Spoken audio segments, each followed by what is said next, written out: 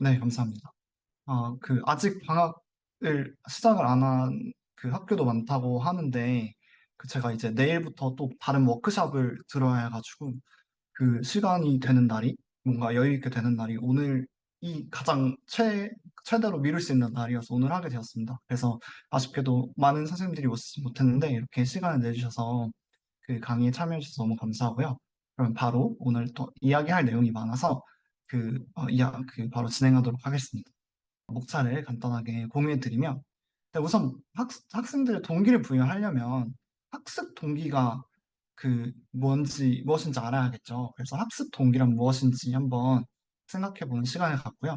그리고 이제 학생들을 어떤 거를 이제 하기 위해서, 동기를 부여하기 위해서는 관련된 개념들이 좀 중요해요. 그래서 뭐 자존감, 자아개념, 자기효능감, 이런, 혹시 지난번 교실 100점 특강에서 제 강의를 들으셨으면 제가 거 관련해서 또 얘기한 부분이 있었는데, 이번엔 좀 더 자세하게 설명해 드릴게요. 지난번엔 그러니까 동기를 나중에 학습 먼저 하고, 그 다음에 해가지고 시간이 좀 부족했는데, 이번엔 좀 자세히 더 설명해 드리고, 그 다음에 이제 선생님들께서 좀 많이 궁금해 하실 수 있는 상황이, 인공지능이 있는데 이 과제 왜 해야 되냐, 물어보는 학생들이 이제 많을 거예요.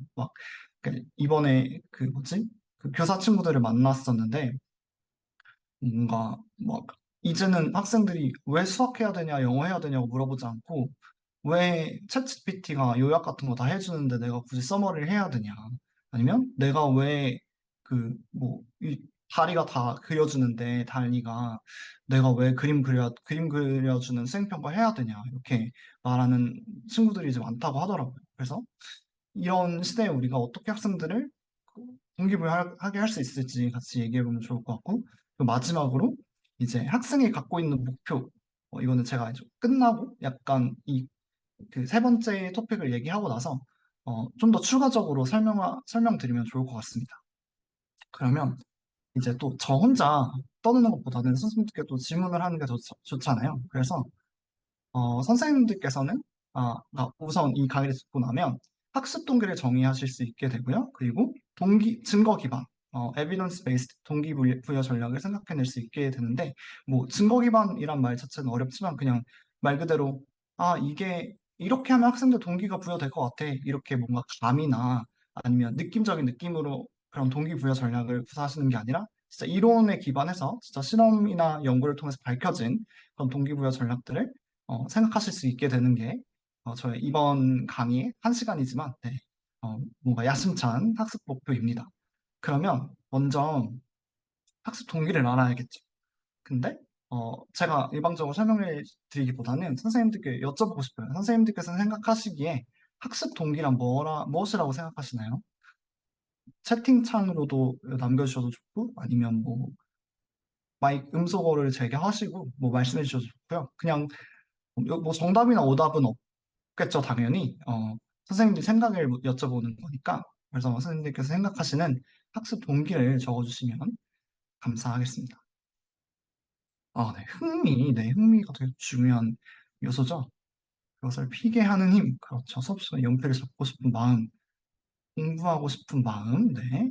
뭔가 마음에 관련된 어, 그 얘기를 많이 해주셨고요. 학습 준비, 배우고 싶은 욕구, 학습을 하고 싶어지는 계기, 그렇죠. 학습을 지속하도록 만드는 요소, 학습을 왜 해야 하는지 알고 하고자 하는 마음. 그렇죠.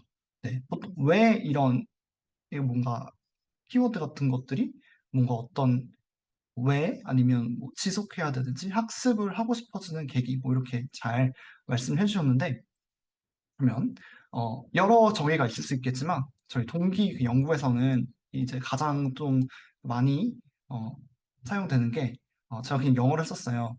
Process of starting and sustaining goal-directed behavior. 이걸 풀어서 말씀드리면, 또 목표 지향 행동을 시작하고 유지하는 과정. 어떤 선생님께서 이제 뭘 시작하고, 그러니까 어떤 거에 이제 착수하고 이런 말씀 해주셨는데, 그러니까 어떤 거를 이제 시작하고 그걸 이제 시작하는 거에 대해서 끝나지 않고 유지하는 것까지가 이제 그 동기라고 얘기를 할 수 있습니다. 근데 또 아까 어떤 선생님께서 뭔가 욕구라는 또 얘기를 해주셨는데 배우고 싶은 욕구? 이것도 굉장히 맞는 이야기인데 학습 동기랑 욕구가 조금 우리가 갖고 있는 뭐 성욕, 수면욕, 뭐 식욕 이런 거랑 좀 다른 건 학습 동기는 조금 더 목표 지향적인, 그러니까 내가 뭘 배우겠다, 아니면 내가 무슨 어떤 성적을 갖겠다, 뭐 내가 어떤 내 능력을 과시하겠다 이런 목표가 조금 더 관련이 있어가지고 어떤 걸 시작하고 유지하는 과정인데 어떤 걸 시작하는 거냐면 목표 지향 행동을 시작하고 유지하는 과정이라고 생각하시면 되겠습니다. 그러면 이제 학습 우리가 동기를 어떻게 하나요? 학생들의 동기를 어떻게 확인하세요? 선생님들께서는? 아, 이 친구가 뭔가 어떤 걸 시작하고 유지하는 과정에 지금 막 잘 들어가 있는 것 같다. 우리가 동기가 딱 눈에 딱 이 학생을 보면 동기가 50, 동기가 막 100 이렇게 보이는 게 아니잖아요? 선생님께서는 어떻게 학생들의 동기를 확인하시나요? 아, 눈빛이 초롱하다. 그죠? 책상에 엎드리죠.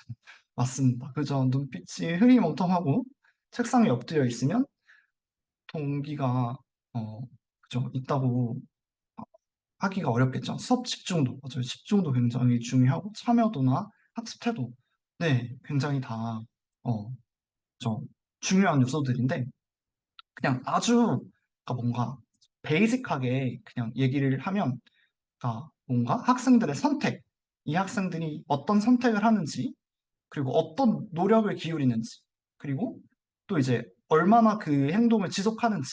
예를 들면 뭐 책을 읽는 거에 대한 동기는 뭐 이 학생이 책을 읽는 선택을 해야겠고요, 당연히. 그러니까 그냥 단순히 책을 넘기는 게 아니라 그 책을 이해하려고 노력을 해야 되겠고, 예를 뭐 한 5분, 3분 읽고 마는 게 아니라 한 10분, 30분 이렇게 노력을 지속해야 되겠죠, 그 동기를. 그래서 우리는 학생들이 어떤 과제를 선택하게끔 하고 양질의 노력을 기울이게 하고 그리고 그 행동을 그 과제에 뭔가 집중도나 참여를 지속할 수 있도록 해야 되는 게 저희 목표입니다. 그래서 저희가 학습 동기를 굉장히 좀 간단하게 그렇지만 좀 핵심적으로 그 이제 같이 봤고요.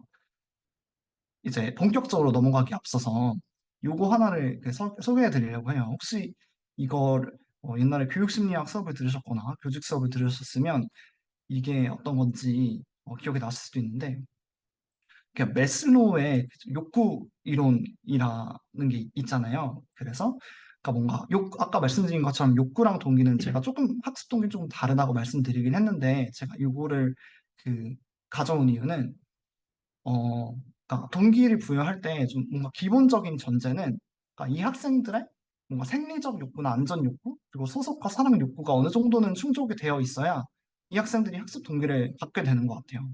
그러니까 예를 들면 학생이 뭐 집에서 막 밥을 챙겨줄 뭐 부모님이 안 계시거나 아니면 뭐 어떤 이유로 밥을 못 먹고 학교에 오거나 혹은 교실이 안전하지 않다고 느끼면 예를 들면 뭐 왕따를 당하고 그죠? 또 어떤 이유에서 뭔가 학생들한테 배척당하고 내가 이 교실에 소속되어 있다고 생각하지 않으면 그 학생들의 동기를 부여하는 건 굉장히 어려워요. 그래서 만약 선생님께서 그러니까 막 동기를 막 열심히 부여하고 막 여러 이론이랑 막 이런 걸 해도 학생들의 동기가 막 올라가지 않는 것 같다. 그래도 뭔가 그대로인 것 같다고 하면 뭔가 그 학생의 생리적 욕구나 안전 욕구 혹은 소속과 사랑 욕구가 채워지지 않는지는 아는지 한번 확인해 보시면 좋을 것 같습니다. 그래서 뭔가 제가 좀 이제 미국에서 공부를 하면서 되게 놀라운 경우들을 많이 봐요. 막 여기는 어떻게 보면 또 되게 와일드한 나라잖아요. 얼마 전에 그 트럼프 대통령이 그 관련해서 총기 사고도 있었고. 근데 그러니까 동네가 좀 안 좋은 데는 애들이 학교에 오는 그 길이 무서워서, 아, 뭐 혹은 뭐 갱 이런 거에 뭐 폭력 때문에 이제 학교를 오지 못해요. 무서워서. 안전 욕구가 충족되지 않죠. 당연히 그런 학생들한테 막 되게 좋은 동기 전략을 쓰더라도 그 학생들이 이제 과제를 뭐 지속하고 선택하고 노력을 기울이게 하는 건 되게 안전함을 느끼고 생리적 욕구가 어느 정도 해결되는 그런 학생들에 비해서는 어려울 수밖에 없겠죠. 그래서 혹시나 만약에 선생님들께서 제가 알려드리는 동기 전략을 썼는데도 막 별로 효과가 없는 것 같다라고 말씀하시면, 그러니까 생각이 드시면 이런 기본적인 욕구들이 충족되지 않은 게 아닌가라고 생각을 해주시면 됩니다. 그렇지만 저희 전제는 물론 여기에 계신 선생님들께서는 그 학생들의 생리적 안전 욕구를 위해서 노력을 다 하실 거라고 믿고요. 여기에 더불어서 학생들이 되게 소속감을 느낄 수 있도록 이제 사랑을 주시는 그런 분들이라고 생각해요. 그래서 이거는 그냥 다 욕구가 완전 그죠? 충족되었다고. 아, 그렇군요, 선생님. 네네. 충족되었다고 생각하고 이제 자존감 욕구부터 한번 시작을 해볼게요. 그러면 자존감 얘기가 나왔으니까 이제 자존감 얘기를 해보려고 해요. 근데 이 개념을 혹시 지난번 때 강의를 들으셨던 분이 계시다면 뭐 이제 뭐 안 들으셨을 수도 있고요. 근데 자존감, 자아 개념, 자기 효능감 이건 한번 좀 짚고 넘어갈 필요가 있을 것 같아요. 되게 중요한 개념들이어서 이제 자존감이라는 말을 들으면 선생님들께서는 어떤 뭔가 이게 딱 이거 정의하실 필요는 없고요. 그냥 어떤 느낌이나 이게 어떤 것 같은지 공유해 주실 수 있나요? 자존감이라고 생각하면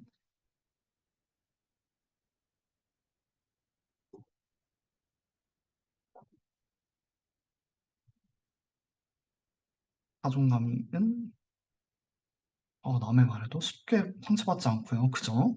외부 평가에 휘둘리지 않고 네. 난 소중해. 맞아. 자존감, 자신의 확신이 있는 것. 나를 사랑하고 쉽게 흔들리지 않는 굳건함. 자기 스스로를 믿는 마음. 오, 되게 좋은 말씀들을 많이 해주셨어요. 그래서 여기 있는 부분들, 잘 사랑하고 스스로 소중히 여기는 마음. 퍼즐 띵킹. 그 아이디 그러니까 퍼즐 띵킹이신데 딱 그 잘 말씀해 주신 것 같아요. 그래서 자존감은 나 자신을 얼마나 가치 있게 생각하는 가 로 되게 그냥 아주 간단하게 정의를 하자면 그래서 좀 더 쉽게 얘기를 하면 나 자존감이 높은 사람은 난 내가 너무 좋아. 그죠? I love myself. 그죠? 뭐 되게 이제 그 자기를 정말 존중하고 자기를 사랑하는 그런 개념이라고 생각하시면 됩니다. 그러면 자아 개념 딱 이 말을 들으면 용어를 들으면 선생님께서는 어떤 생각이 나시나요? 자아 개념?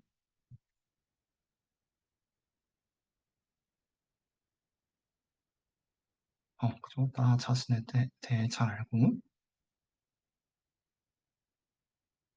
아는 것. 그죠? 뭔가 이제 개념이니까, 그죠? 자기 스스로에 대한 인식, 나는 누구인가. 어, 맞아요. 선생님께서 너무 좋은 답변들을 바로바로 해주셔가지고 넘어갈 수 있을 것 같아요. 네, 자아 개념은 나에 대한 생각이고요. 이 자아 개념 안에 이제 자존감과 자기 효능감이 들어가는 거겠죠. 그래서 흔히 막 아이덴티티라고 하잖아요. 난 내 아이덴티티는 뭐 이거다라고 했을 때 이제 그거랑 제일 해당되는 그 용어가 아닌가 싶은데요. 그래서 자아 개념은 사람들마다 다 자신에 대한 개념이 있어요. 자기가 남들이 나를 어떻게 생각하든 자기가 자기에 대해 생각하는 그런 개념이 있는데 예를 들면 어떤 학생이 난 역사랑 농구를 좋아하는 모범생이야. 혹은 나는 수학이랑 영어를 정말 싫어하는 뭐 일진이야, 날라리야. 뭐 이렇게 자아 개념을 갖고 있을 수 있잖아요. 그래서 이런 자아 개념에 따라서 당연히 어떤 과제를 더 하고 싶은지, 더 그 과제를 지속하고 싶은지 이런 게 달라질 수 있겠죠. 그리고 마지막으로 조금 어려울 수 있어요. 어, 좀 제일 용어가 길잖아요. 자기 효능감은 어, 뭐라고 생각하세요? 뭐 틀려도 좋으니까 그냥 선생님들께서 딱 이런 느낌인 것 같다라고 생각되시는 걸 적어주시면 좋을 것 같습니다. 자기 효능감. 자기가 잘 해낼 수 있다고 느끼는 만족감. 좀 능력을 활용하는 거. 난 무엇을 할 수 있는가? 아, 네. 선생님 혹시 그 겨울방학 때 하셨던 강의를 들으셨나요? 다들 너무 아니면 다 알고, 저는 제가 교사를 했을 때 이런 걸 잘 몰랐는데, 역시 선생님들 멋지세요. 네, 맞아요. 자기 효능감은 어떤 목표나, 이게 가장 좀 좁은 개념이라고 할 수 있는데요.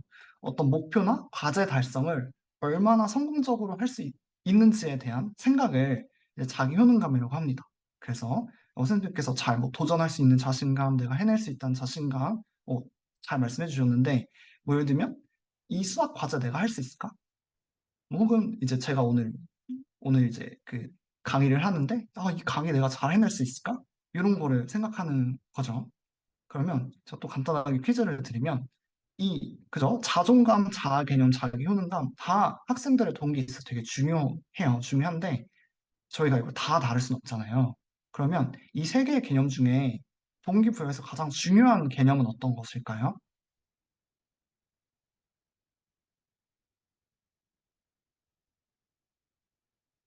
맞습니다. 네네, 맞아요. 네, 뭐, 자아 개념, 자존감 다 중요하고요. 솔직히 말씀드리면. 그렇지만, 자기 효능감이 가장 중요해요. 목표 과제 달성을 얼마나 성공적으로 할 수 있는지. 어, 왜냐하면 내가 이 과제를 성공적으로 할 수 있어야, 그런 뭔가 자기에 대한 자기 효능감이 있어야 그 과제를 당연히 더 하고 싶겠죠. 그래서 이제 오늘 이 수업에서는 자기 효능감에 대해서 좀 더 깊게 말씀을 얘기를 나눠보려고 하는데요.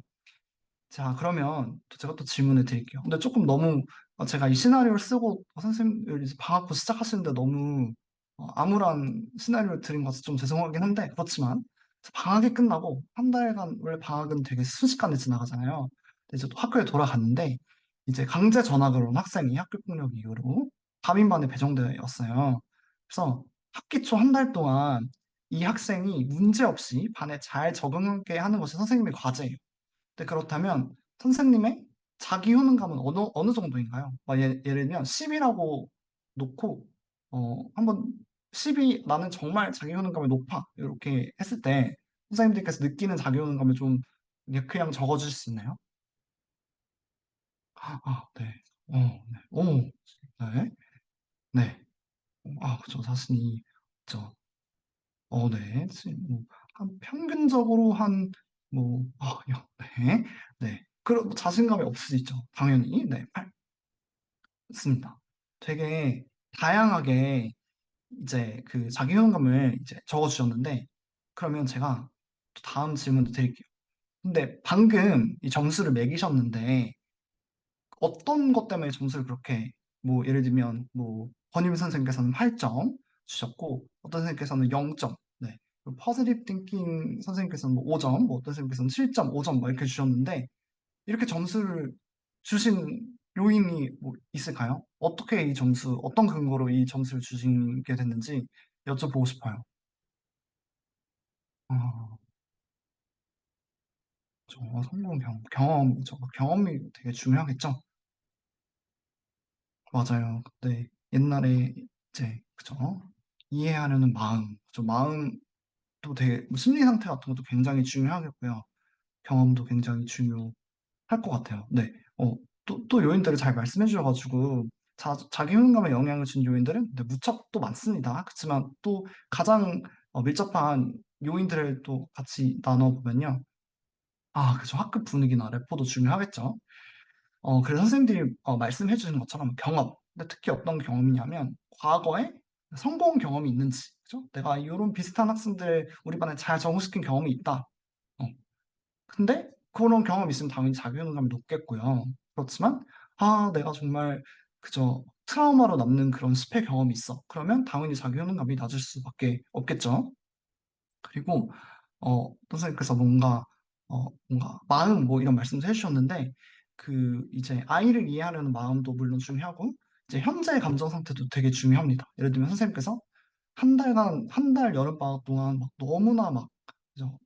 정말 막 되게 편안하고 안정적이고 막 여행도 잘 다녀오시고 막 이렇게 틈틈이 연습도 들으시고 해가지고 그때 딱 이제 2학기를 시작하는 마음이 굉장히 안정돼 있습니다. 그리고 되게 평온해요. 그러면 조금 더 자기 효능감이 높아질 수 있어요. 반면에 이제 1학기 동안 이게 방학 동안 막 뭐 여러 일들이 많아가지고 제대로 쉬지 못했다. 그래서 되게 부정적인 감정 상태라면 자기 효능감이 낮을 수 있겠죠. 그리고 이제 주변 선생님들, 어, 어, 선생님들께서 딱히 말씀을 나눠주진 않은 것 같은데, 이제 주변에서 그 선생님에 대해서 어떻게 얘기를 해주시는지, 선생님 할 수 있어, 잘할 거야, 이렇게 막 격려해 주시는 메시지를 받는지, 혹은, 어떻게 선생님, 한 학기, 그래도 2학기 온 게 얼마나 다행이야. 한 학기만 고생해? 뭐 이런 메시지를 받는다면 또 그런 메시지들이 자기 효능감에 또 영향을 주겠죠. 그리고 어, 마지막으로 또 영향을 주는 요인이 이제 주변 친구들의 성공 혹은 실패. 네, 입니다. 이제, 어, 요거는 뭐 예를 들면, 뭐 선생님들께서 뭐 이렇게 뭐 교실백전 모임을 하시고, 또 담임톡, 이제 뭐 담임톡 같은 거, 그런 교원학습 공동체 몸담고 계신 분들도 많으신 것 같은데, 그러니까 뭔가 나랑 비슷한, 내가 봤을 때 나랑 좀 비슷한 그 교사가 그런 걸 잘 해내는 걸 봤어. 내 친구가 나랑 같은 뭐 한 3년 차, 4년 차 교사인데, 뭐 그런 친구 때문에 굉장히 막 힘들었지만 결국 잘 이겨내는 걸 봤다면, 뭔가 자기 효능감에 도움이 되겠죠. 근데 이제 또 자신과 비슷하다고 생각하는 친구여야겠죠. 뭐 예를 들면 뭐 3년 차 교사인데, 막 20년 차 베테랑 교사가 막 그런 학생들을 되게 잘 매니지하고 잘 적응시키는 모습을 보는 것보다는 그러니까 나랑 비슷한 연차의 교사가 잘 성공해내거나 혹은 실패하는 그런 것들이 더 자기 효능감에 이제 영향을 주겠죠. 그래서 예를 들면 그 혹시 야나두라고 영어 광고가 있는데 그 모델이 그 조정석 배우였어요. 근데 제가 되게 좋아하는 배우님인데 근데 만약에 이제 조정석 배우가 나와가지고 막 야 너도 이러면서 영어 공부할 수 있다고 얘기하잖아요. 근데 만약에 그 배우가 막 저 막 김태희, 막 서울대 나온 김태희, 뭐 아니면 뭐 누가 있죠? 또 영어 되게 잘하는? 뭐 제시, 막 외국에서 살다 온 뭐 이런 사람이 배우면 그죠? 그 메시지가 별로 많은 사람들의 자기 효능감을 높여줄 수는 없겠죠. 그래서 그 광고를 보면서 되게 배우를 좀 잘, 어, 이제 뭔가 되게 친숙하면서도 왠지 조정국 배우가 야 너도 할 수 있으면 나도 할 수 있을 것 같고 그렇잖아요. 예, 그런 배우를 잘 캐스팅했다는 생각을 들었는데 그래서 어쨌든 선생님들께서 좀 제일 이제 해주셔야 되는 건 이제 학생들한테 자기 효능감을 높여주는 거겠죠. 근데 그렇다면 이제 자기 효능감은 그 요렇게 그 앞에 말해서 이제 성공 경험을 이제 주고 학생들한테 긍정적인 감정 상태를 만들어주고 당연히 넌 잘할 수 있다 메시지를 주시고 그다음에 이제 뭐 혹시 주변에 친구들의 성공 사례가 있다면 이제 그런 것들을 제시해 주는 게 되게 중요할 것 같고요. 그럼 이제 본격적으로 저희가 이제 자기 효능감은 오케이. 학생들한테 좀 내가 어, 좀 뭐 성공 경험도 주고 막 긍정적인 메시지 줘가지고 애들이 어느 정도는 자신감이 있는 것 같아요. 그러면 이제 우리가 얘기해보고 싶었던 주제가 저 인공지능이 있는데 이 과제를 왜 해야 되냐고 그렇게 어, 그게 약간 이번에 뭔가 핵심 토픽이었잖아요. 근데 뭔가 이거에 좀 도움이 될 수 있는 주제가 이제 그 기대가치 이론이라고 하는데 사실 이 이론들은 몰라도 되고요. 제가 유용가치, 중요가치, 흥미가치 요 세 개의 가치에 대해서 말씀드리려고 해요. 유용가치는 utility value인데요. 그 이제 얼마나 말 그대로 유용한지 이게 얼마나 나한테 useful한지 얼마나 사용 가치가 있는지에 관한 거고 그다음에 중요 가치는 attainment value라고 해가지고 이 과제를 하는 게 나한테 얼마나 중요한지에 관련된 가치고요. 그리고 마지막으로 흥미 가치는 말 그대로 이게 얼마나 이걸 하는 게 재미있는지 그죠? 입니다. 그래서 value라는 말을 이제 썼는데 이게 약간 가치관이랑도 좀 관련이 있고 그죠? 앞서 말씀드린 뭐 자아 개념 그죠? 뭐 자존감 이런 것들이랑 좀 또 관련이 있겠죠. 가치니까. 근데 그 쉽게 생각을 하면 이 과제를 교사로서 어, 가치 있게 만들어야 된다는 거죠. 근데 그러면 저희가 이번에는 저번에는 한 개의 가치밖에 다루지 못했는데 이번에는 그래도 좀 시간이 있어가지고 이 세 가지 가치를 다 다루려고 해요. 그러면 선생님들께서 생각하기에 그래도 아까 말씀드린 것처럼 또 이제 뭔가 우선순위를 항상 둬야 되니까 이 유용 가치랑 중요 가치랑 흥미 가치 중에 선생님들이 생각하실 때 이건 내가 좀 이 가치를 올릴 수 있겠다. 이건 내가 공략해 볼 수 있겠다라고 이제 생각되는 것들이 뭐가 있을까요? 흥미가치, 네. 어, 흥미가치, 네, 다.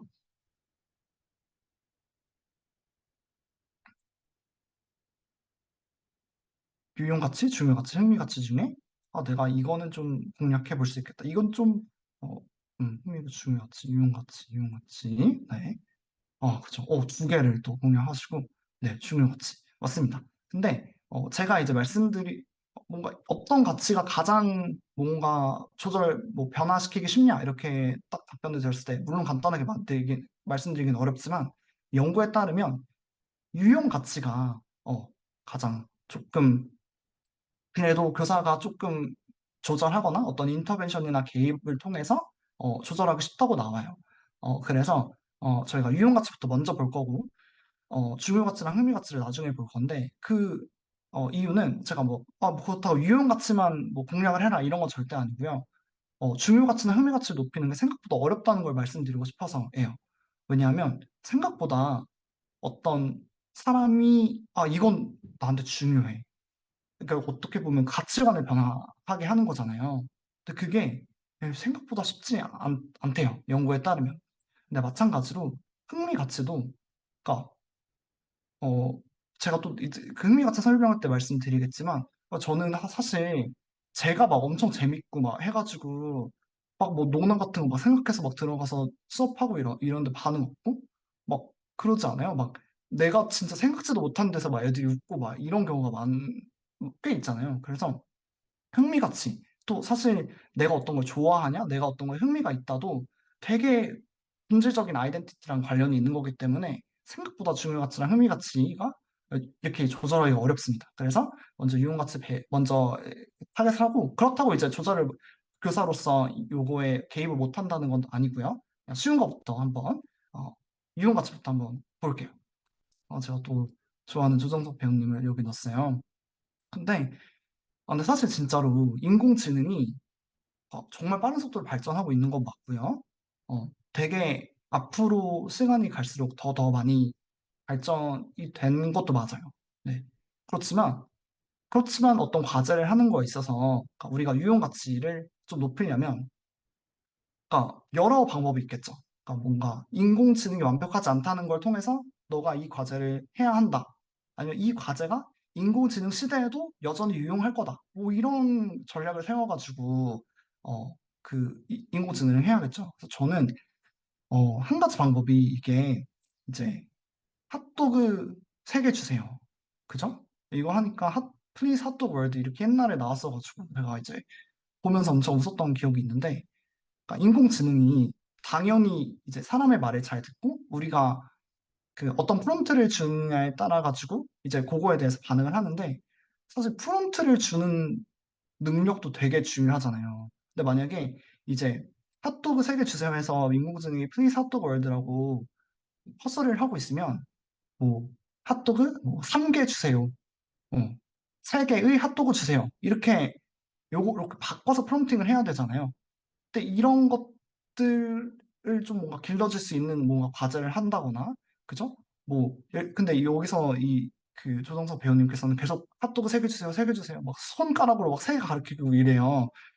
그런데, 어쨌든, 이제 그런 걸 할 때, 프롬프트를 잘 주는 게 되게 중요하고, 마찬가지로 또 이제 인공지능이 언제나 맞는 답변을 주는 건 아니에요.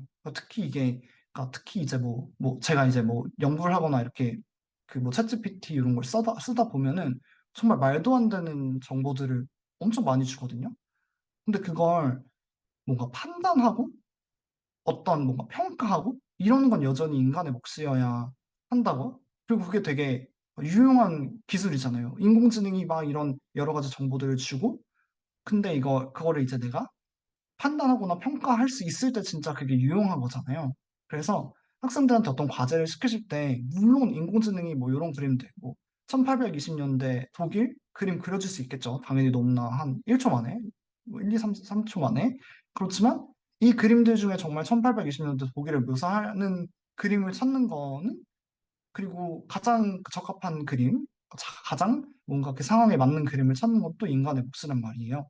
그래서 이제 그런 것들을 이제 하기 위해서 뭔가 인공지능이 물론 여러 것들을 해줄 수 있지만 결국 아직까지는 판단이나 뭔가 평가를 해야 되는 건 인간의 몫이기 때문에 뭐 그런 관점에서 저는 가치에 대해서 얘기를 할 것 같아요. 그 과제를 논의할 때. 근데 물론 또 다양하게 유용 가치에 대해서 이제 그 논의를 해볼 수 있겠지만 저는 그렇게 할 것 같습니다. 그 다음에 이제 중요 가치. 대해서 얘기를 이제 해보면 사실 뭔가 중요한 말씀드린 것처럼 이거 되게 너한테 중요해. 이 과제 너한테 정말 중요해라고 뭔가 설득을 하는 게 생각보다 어렵습니다. 왜냐면 그게 이제 자아 개념, 뭐 아이덴티티랑 관련이 있기 때문에. 근데 저는 뭔가 이런 걸 되게 많이 해요. 저희 이제 학부생들 대상으로 이제 강의를 하는데 학생들도 당연히 챗GPT 많이 쓰고 이제 인공지능 많이 써요. 그리고 그거를 교수자가 다 이제 일일이 체크하고 할 수 없기 때문에 근데 저는 이런 걸 되게 강조하는데 만약에 모든 걸 다 인공지능이 해줘요. 그죠? 요즘 막 자율주행도 막 나오고, 그죠? 그래서 막 판단 이런 것까지 인공지능이 다 해줘요. 그러면 우리는 정말 행복할까요?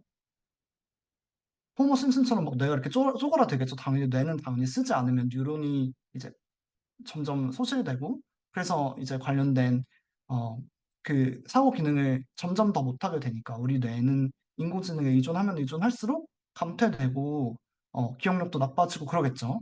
그래서 이제 옛날에 애니메이션 중에 월이에 대해서 월이라고 그 애니메이션이 있었는데 거기 사람들은 이렇게 그냥 진짜 이런 뭔가 뭐 자율주행 소파 같은데 의자 같은 데 앉아가지고 계속 이제 영상 콘텐츠만 소비하는 그런 사람들의 모습이 나오는데 되게 뭐 낯설진 않죠. 그죠? 우리 많은 현대인들이 또 이런 삶을 살고 있으니까. 근데 이게 과연 학생들이 진짜 원하는 삶이고 행복한 삶일지 한번 학생들한테 되물어 보는 것도 좋은 것 같아요.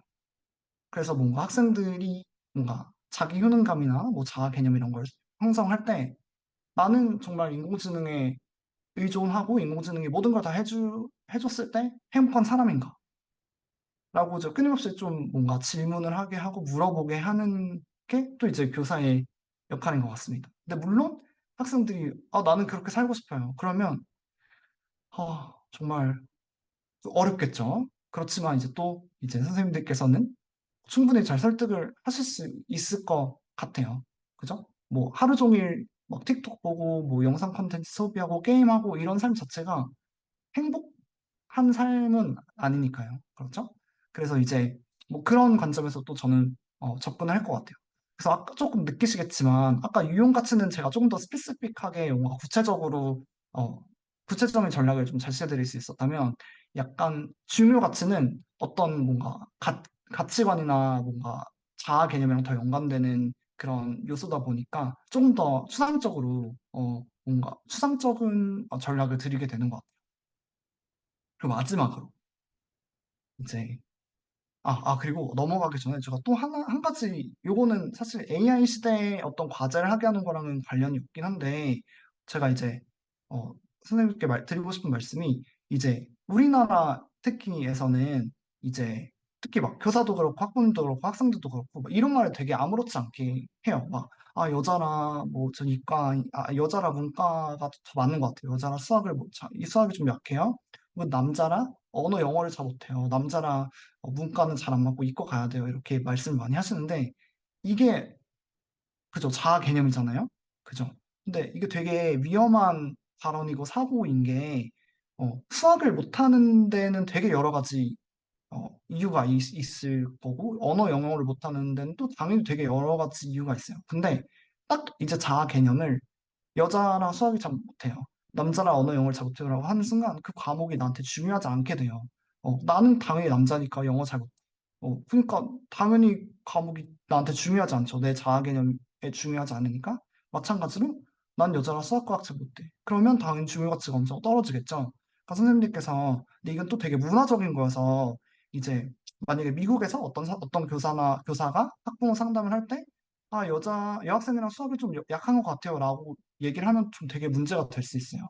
네, 한국에서는 아직까지 뭐 그런 얘기를 실제로 학생들이 하고 학부모들이 하고 하니까 이제 더 어셉터블 하긴 하지만 이제 선생님들께서 만약에 이 강의를 들으셨다면 이제 그런 식의 상담이나 아니면 그런 식의 조언 이나 얘기는 지양해 주셨으면 좋겠습니다. 뭐 여러 이유가 있겠지만 중요 가치 측면에서 지양해 주시면 좋을 것 같아요. 그러면 이제 흥미 가치 선생님들 재미있게 듣고 계신가요? 어, 네. 그럼 좋겠는데 네. 흥미 가치를 높이려면 어, 또좀 흥미를 유발하기 위해서 선생님들께서는 어떤 과제를 좀 재미있게 하거나 좀 학생들의 흥미를 높이기 위해서 어떤 것들을 하시는지 제가 궁금하거든요. 혹시 좀 나눠주실 수 있나요? 아, 네, 감사합니다, 선생님. 선생님들께서는 뭐, 아, 이렇게 하면 애들이 좀 흥미를 갖는 것 같다. 놀이, 게임, 수업, 아, 그죠? 그죠? 게임 되게 좋아하는 것 같고요. 재미있는 영상, 그죠? 영상도, 그죠? 퀴즈, 게임적인 요소, 배우는 내용, 퀴즈, 게임, 목소리 변조, 흥미롭네요. 실생활과 연결, 네. 아이들의 재능 활용, 네. 관련 역사, 퀴즈, 스토리텔링도 너무 좋고요. 본인이 본인 이야기를 하게 함, 어, 다 너무, 네. 에듀테크, 그죠? 테크놀로지도, 저도 하는 관심이 많은데, 네. 자기 삶과 연관 있는 거, 네. 맞습니다. 역시나 또 선생님들 좋은 의견 되게 많이, 네. 주제 토론도 너무 좋죠. 또 이제 많이 이제 쉐어해 주셨는데, 네. 좋습니다. 어, 근데 저는 이제 뭔가 연구를 하고 뭔가 공부를 하는 사람으로서 조금 더 약간 이론적인 걸 말씀드리면, 네, 선생님께서 얘기해 주셨어요. 사실. 어떤 거냐면, 개인화, 그리고 관련성. 근데 딱 이렇게만 들으면 뭔 말인지 모르겠지만 이미 선생님들이 얘기해 주신 거예요. individualization은 그 말 그대로 과제를 학생들 뭔가 1대1로 딱 개인에 맞춰가지고 주는 거예요. 그래서, 김효민 선생님께서 말씀하신 것처럼 뭐 본인이 본인 이야기를 하게 하는 거, 그죠? 뭐 어떤 아이들의 재능을 활용하게 하는 거, 그죠? 뭐 이런 것들이 뭐 개인화랑 관련된 그 요소겠죠. 그래서 왜냐하면 그럴 수밖에 없는 게 내가 예를 들면 막 막 어떤 뭐 게임을 좋아하는데 뭐 롤을 좋아하는데 뭐 영어 선생님이 내가 좋아하는 롤 게임을 활용해가지고 막 영어를 가르쳐. 그럼 당연히 흥미 가치가 높아지겠죠? 다른 요소는 관련성인데요. 이제 렐러번스 해서 이제 뭐 이제 실생활과 연결 이렇게 선생님께서 또 말씀해 주셨고, 그죠? 뭐 스토리텔링도 어떻게 보면 뭐 실생활과 관련시키는 걸 수도 있는데, 그러니까 예를 들면 그러니까 똑같이 뭐 4층 연산을 가르치더라도 뭐 3 더하기 3, 뭐 6 더하기 6 이렇게 학습지 풀게 하는 것보다는 뭔가 실제 상황과 관련시켜가지고 막 조그만 뭔가 바자회 같은 걸 열어가지고 학생들한테 뭐 수익을 극대화시키게 한다든지 그러면 딱 관련이 엄청 높아지잖아요. 이게 그냥 학습지 뭐 3 플러스 3 이렇게 할 때랑 뭔가 뭐 실제로 계산하고 물건을 사고 뭐 흥정도 하고 뭐 할인도 하고 약간 이런 과정을 하다 보면 이 태스크가 나의 삶에 진짜 밀접한 관련이 있구나라는 게 높아지니까 이렇게 두 개를 저는 말씀드렸고 근데 다른 뭐 선생님께서 말씀하신 것처럼 뭐 에듀테크나 뭐 퀴즈 게임 이런 것들도 사실 근데 선생님들께서 이런 거 활용하실 때 조금 더 학생들한테 인디비주얼라이즈를 하고 그리고 관련성 있게 제시하시면 더더더 뭔가 흥미 가치를 높일 수 있을 것 같아요. 그러면 저는 이제 영어 교사였다고 말씀드렸잖아요. 그래서 뭔가 학생들한테 이제 뭐 자기소개를 하는 거를 무조건 중학교 1학년 1단원에서 해야 됐어요. 근데 선생님들 이 과제를 학생들이 좋아했을까요? 네. 그 그닥 뭐 엄청 막 자기소개 한국어로도 맨날 하고 그저 국어 시간에도 자기소개하고 이러니까 막 그렇게 흥미 가치가 높지 않았을 거 아니에요. 그래서 뭔가 이렇게 과제를 바꾸면 내 최애 아이돌 소개하기. 그래서 학생들이 막 물론 아이돌 좋아하지 않는 학생들도 있어요. 그럼 뭐 그런 학생들한테는 뭐 스포츠 선수 뭐 이런 식으로 인디비주얼라이즈 해줄 수 있겠죠. 근데 이러면 또 굉장히 되게 흥미 가치가 높아지겠죠. 또 관련해서 요즘에는 또 진로 교육 이런 것들이 되게 중요해가지고 이제 뭐 어떤 관련 직업이나 진로에 대해서 조사해서 막 리포트 쓰는 활동도 하잖아요. 그러면 이제 요거를 수치로 바꾸면 실제로 입사하고 싶은 회사에 지원서를 내보게 하는 거예요. 그러면 되게 또 이제 태스크가 다 새롭게 다가오겠죠. 내가 그냥 단순히 어떤 회사에 대해서 조사하는 게 아니라 내가 진짜 가고 싶은 회사에 지원서를 내보게 하는 게, 어, 그래서 뭔가 이런 식으로 그냥, 물론 되게 다양한 방법들이 있겠죠. 흥미 가치를 높이려면. 근데 제가 좀 더 기본적인, 왜냐면 선생님들 그 과목도 다 다르고 어떤 과제를 해야 되는 것도 다 다르고 이제 학교급도 다 다르실 테니까 그러니까 뭔가 개인화와 관련성 요 두 가지 원리를 생각하셔가지고 과제를 설계하실 때 참고하시면 되게 좋을 것 같습니다. 네. 감사합니다. 그러면 근데 저희가 이제 뭔가 AI 시대에 그, 어떤 식으로 가치를 높일지를 얘기했어요. 그러면, 그러게요. 네. 그 뭐지? 그 가치를 높일지 얘기해봤는데, 그럼 저희가 잠깐 복습해보면, 우선 자기 효능감도 처음부터 완전 복습해보면, 그죠? 선생님의 교실에는 사랑과 소속감이 넘쳐가지고, 이제 기본적인 욕구에 대한 그런 걱정이 없습니다. 그 전제를 하고, 학생들의 자기 효능감도 선생님들께서 막 긍정적인 메시지, 막 폭풍, 칭찬, 여러 성공 경험을 제시해줘가지고 자기 효능감도 있고요. 이제 과제에 대한 가치도 높아요. 근데 그러면 학생들이 딱 마법처럼 막 과제 열심히 해야 되잖아요. 근데 안타깝게도 그렇지 않을 수가 있어요. 되게 뭔가 많죠. 동기 부여하는 게 어려운데, 근데 뭔가 학생이 갖고 있는 목표에 따라서 그 뭔가 자기 효능감이 높고, 그리고 뭔가 되게 기본적인 욕구가 충족되어 있고, 그리고 가치가 높은데도 과제 열심히 안 할 수도 있어요. 그러면 제가 이제 요 말들을 또 많이 알고 계신 분들도 계실 텐데 저는 또 질문을 드릴게요. 자, 선생님께서 이 방금 같은 오전 시간 방학이 시작됐다면 네, 오전 시간에 너무 감사하게도 제 강의를 들어주고 계시잖아요. 네, 여기 계신 목표가 뭔가요? 이 수업을 듣는 목표가 또 그냥 간단하게 네, 나눠주시면 네. 혹시 또 구체적으로 말씀해 주실 수 있어요? 전문성 향상. 네. 공강 시간에 들었어. 감사합니다. 공강 시간에 어, 쉬셔야 하는데, 네, 감사합니다. 학생들을 잘 이해하기 위해서 동기를 올리는 구체적인 방법이 궁금하셨군요. 강의를 통해 좀 더 교감하고, 네, 학생들의 공부 동기 향상, 더 도움이 되는 수업을 하기 위해, 그죠. 왜 공부해야 돼요? 라고 말해주면, 그렇군요. 네네. 감사합니다. 그래서 학생 입장 이해하고 동기부여. 공감하고, 그죠. 수업에 집중 못하는 이유. 맞아요. 왜 학생들이 저럴까? 이런 거 되게 궁금하죠? 네. 감사합니다. 제가 선생님들 쭉 그 답변을 읽었는데요. 대부분 선생님들께서는 역시 그 숙달 지향 목표를 갖고 계세요. 근데 숙달 지향 목표는 이렇게 가끔은 한국말로 번역하는 게 더 어려운 것 같아요. 그래서 마스터리 어프로치 골이라고 영어로는 이렇게 얘기를 하는데 어떤 새로운 걸 배우거나 실력을 향상하는 게 목표인 거예요. 어, 그러면 수행 지향 목표는 반면에 퍼포먼스 어프로치 골이잖아요. 요거는 어떤 걸까요? 요거는 뭔가 똑똑해 보이기 위해서 남들보다 잘하기 위해서. 그죠? 그러니까 물론 이게 뭐 나쁜 목표는 아니죠, 당연히. 뭔가 나 이 강의 들어. 그죠? 나는 뭔가 방학이지만 난 이렇게 열심히 노력해. 뭔가 이런 걸 또 과시하기 위해서 당연히 수업을 들을 수 있는 거고요. 그리고 수행 회피 목표는 아마 요 목표는 좀 갖고 계신 분이 적을 것 같은데 뭔가 약간 멍청해 보이지 않기 위해서.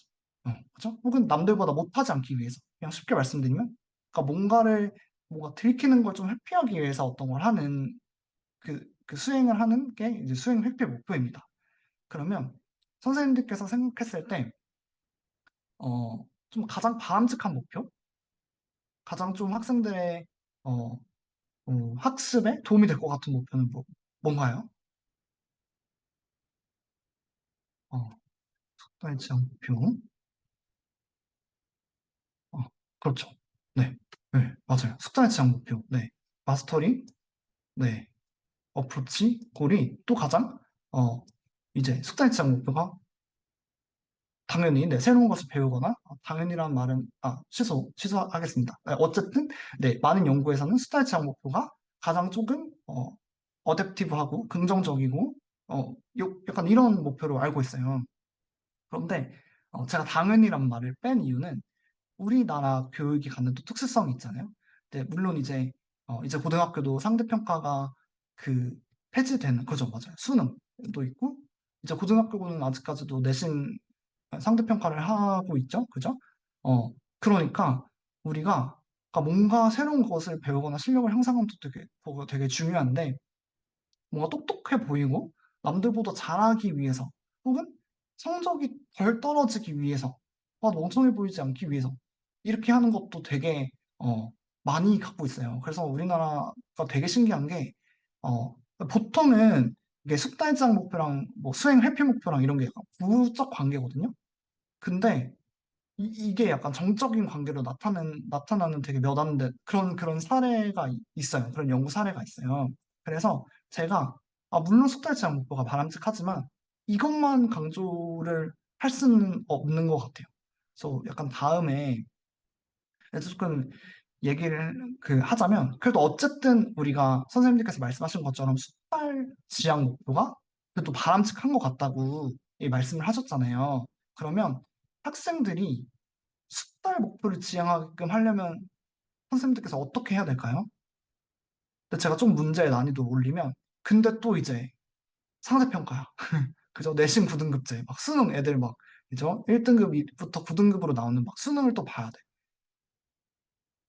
이런 상황이지만, 그래도 애들이, 뭔가 뭘 배우고 어떤 경험을 쌓고, 이런 목표를 좀 갖게 하고 싶다면, 이런 상황에서 선생님이, 물론 되게 어렵겠지만, 챌린징 하지만, 어떻게 하실 수 있을지, 이것도 뭐 정답이나 오답은 당연히 없습니다.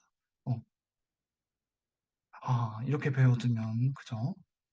도움이 되죠. 근데 물론 도움이 되는 것 같아요. 그죠? 많은 부분들이, 네, 도움이 되죠. 그죠? 어느 순간에는, 좀 당장, 이제 내신 1등급을 받거나, 수능 1등급을 받는데 엄청 관련이 없을 수도 있지만, 그죠? 이제, 이 선생님께서는 또 유용 가치를 또 적용하시는 것 같기도 하고, 바로바로 이렇게 적용을 잘 해주시는 것 같은데, 근데 되게 어렵죠. 실제로 어렵고, 저도 되게, 이제 전 중학교에서 근무했지만, 그 중학교가 조금 그래도 어느 정도 뭐라고 해야 되죠? 소시오 이코노믹 스테이터스가 높은 사회 경제적 배경이 좋은 학생들이 많이 오는 네, 그런 이제 환경이어서 그, 막 경쟁을 하고 막 이래요.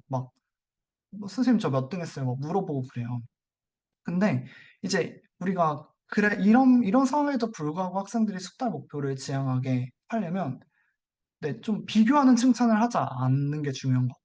근데 저도 사실 어렸을 때부터 경쟁 이런 거에 되게 많이 노출되어 있었고 저는 사실 중학교 1학년 때부터도 상대평가였고 막 전교 등수가 막 여기 막 딱 딱 앞에 붙여놓고 막 담임 선생님이 막 이러시고 막 그런 거에 익숙했던 교사였어서 저도 몰래 굳이 이렇게 칭찬 안 해도 되거든요. 근데 막, 우리 영영이가 우리 반에서 제일 잘했어. 그냥 잘했어라고 하면 되고, 너 진짜 이거 과제가 너무 훌륭하라고 하면 되는데, 굳이 제일, 최고로 이런 말 하거나, 아니면, 우리 반 또 1등 했네?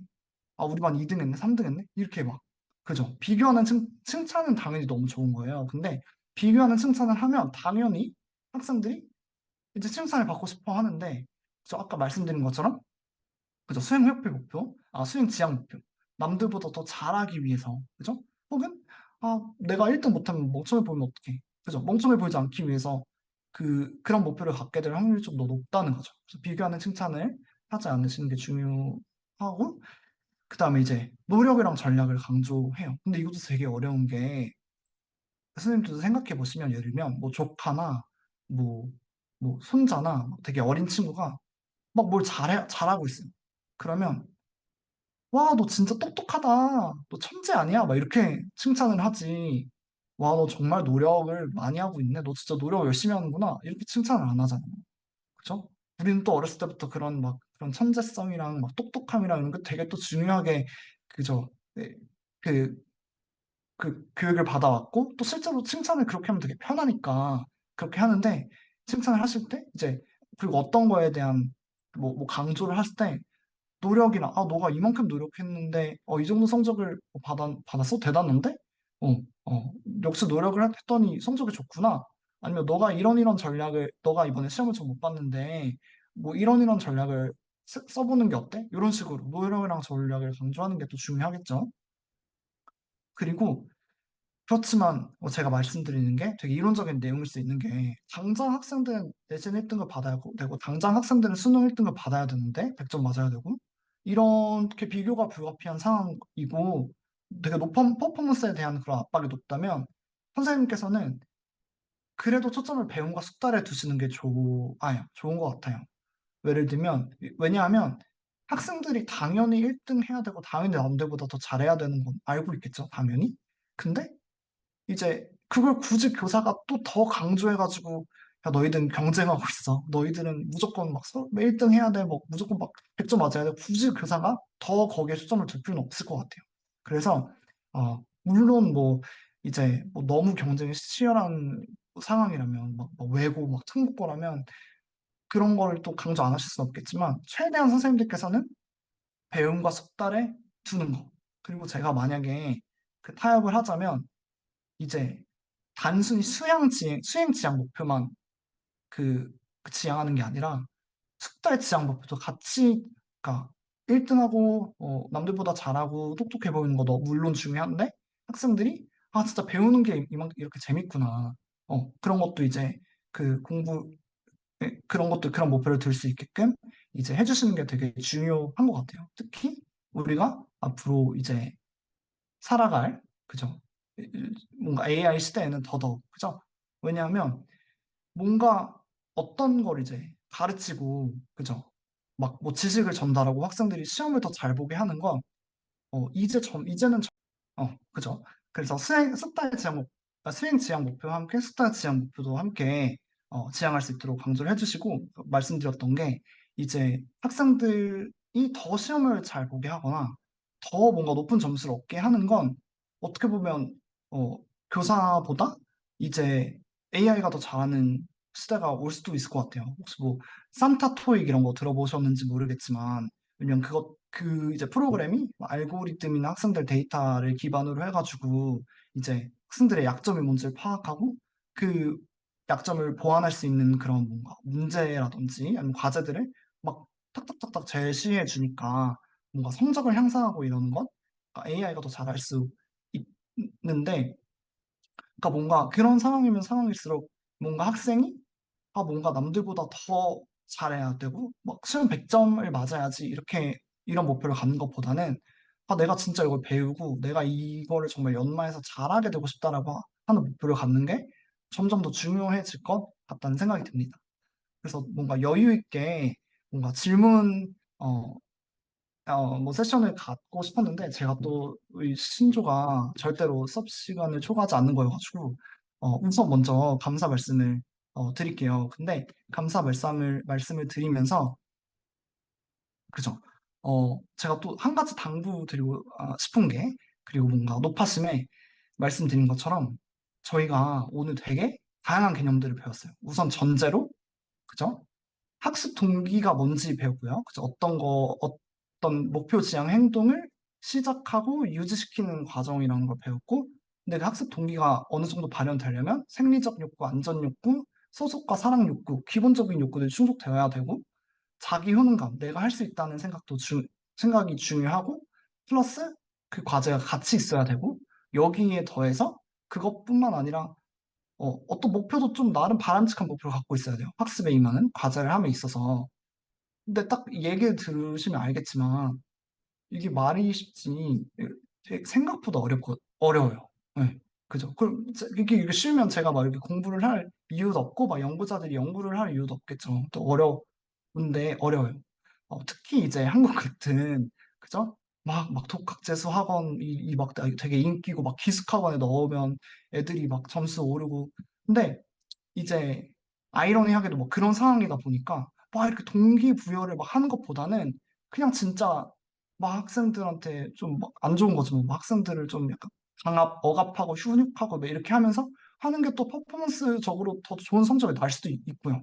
그래서 저는 약간 제가 교사를 하면서 뭔가 약간 이런 생각이 들었어요. 아니, 내가 이렇게 막 재미있게 막 가르치고 막 학생들 동기부여를 하려고 하는데 막 그렇다고 내가 가르친 학생들 점수가 막 엄청 높고 막 엄청 막 시험을 잘 보고 막 이러는 것도 아니어서 아, 내가 하는 게 맞나라는 생각이 들었는데 이제 강조드리고 싶은 건 동기부여가 어렵지만 그게 나중에 학생들한테 미치는 영향은 더 클 수 있고요. 그 효과가 지금 당장은 나타나지 않더라도 나중에 진짜 학생들이 그러니까 중학교 때는 영어가 너무 안 배우고 싶을 수 있지만 나중에 대학교 가거나 뭔가 직장에 대해서 영어를 배우고 싶을 때 있잖아요. 근데 그럴 때는 선생님들께서 해주셨던 노력이 정말 유용하고 가치가 있고, 네, 그렇게 쓰일 거라고 제가 이 말씀을 드리고 싶어서, 혹시 제가 이 말씀을 드린 동기 전략들을 사용하고 했는데도 잘 안 된다. 안 되는 게 당연한 거고요. 그런 노력을 해주시는 것만으로도 너무 멋지고, 네, 감사한 일이에요. 학생들한테 도움이 되는 일입니다. 이거 꼭 말씀드리고 싶었고요. 이렇게 황금 같은 오전 시간에 강의 들으셔서 감사하고, 혹시, 이제 더 질문이 있으면 제가 잠깐 더 남아서 질문을 받아드릴 수 있습니다. 질문이 없으신 분들은 이제 나가주셔도 좋고, 네, 좋은 하루 보내시기 바랍니다. 감사합니다.